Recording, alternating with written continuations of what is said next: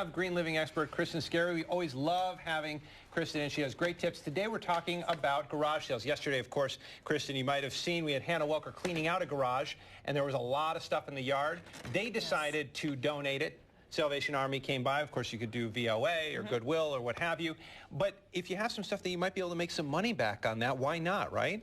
Absolutely, and it's great for the environment too. So anytime you're buying something that isn't new, you're saving on the packaging. It's something that isn't just going into the trash. So my coffee table, I got at a garage sale for $8. That is the way to do it. What a find! Is that the wagon wheel coffee table?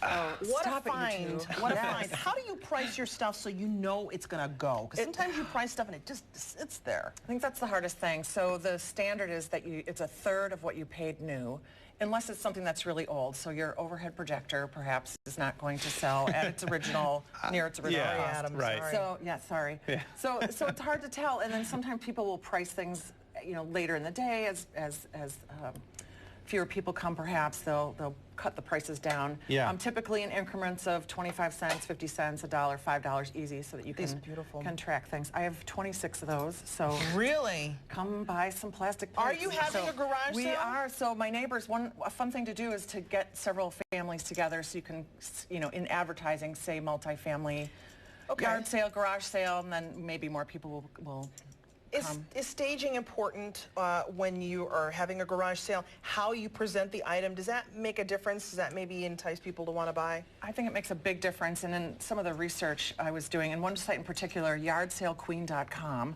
her name is Chris, she has some good tips. It matters so that people can easily see what's there. If it's up on a table, that's great. Arrange that so that it's really clear what the items are. The prices on top is really helpful too. Yeah, when it comes to signage, what are the rules and the tips? Well, clear and concise, for one. It's nice if all of your signs look the same, so people can tell that they're going to your sale. Yeah. Arrows pointing is nice. This was one of yardsalequeen.com's tips. So the bag? A paper bag, you don't have to go out and buy the special signs, the pre-made ones. This was our one from 2 years ago, which we'll use.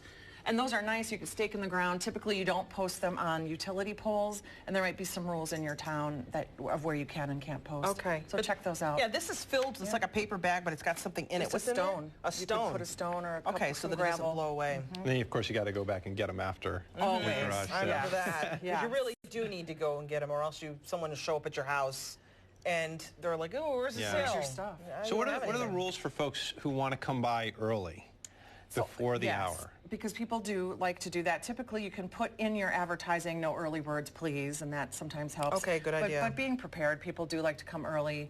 You can, just not have the items out, and then it's pretty clear that they're not. And be flexible quite ready, with your price, right? I think so. So, it depends on what if your goal is to get rid of the items, then keep that in mind instead of necessarily trying to get the highest price. So try and make the things move so you have room in your garage and feel like you have less clutter.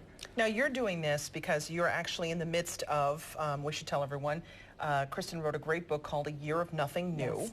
And in your year, in your book, every month there's a challenge that you undertake.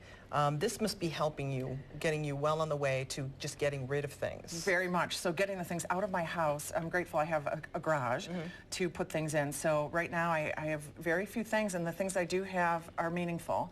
And I think that was one of the things when you're preparing and putting things aside. There has to be a memory to it, a positive memory, and some connection to the items. Otherwise, just let them go.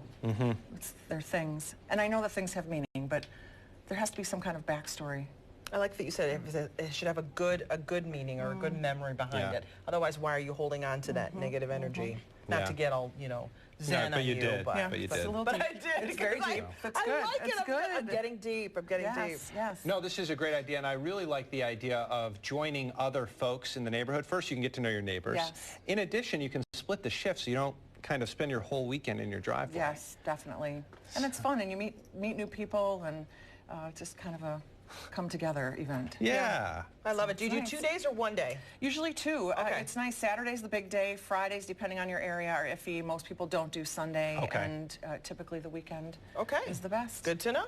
Very Kristin, cool. as always, great to have you in the studio. Thank you. Fun Wonderful. advice. When we come back, local headlines. Also, as we tease, Mark McLean will tell us what the weekend is going to look like in just a few minutes.